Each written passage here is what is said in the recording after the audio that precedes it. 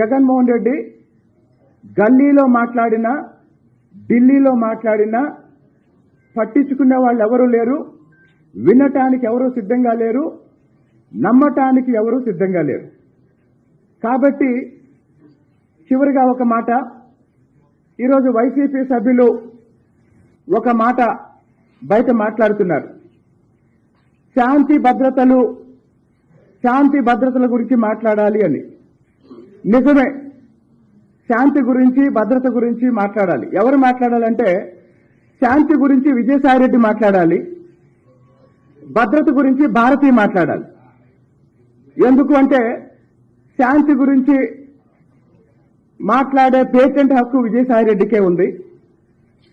ఇక భద్రత గురించి భారతి మాట్లాడాలి అని ఎందుకు అంటున్నానంటే, మరి 2019 ఎన్నికలకు ముందు వాళ్ళ కుటుంబంలోనే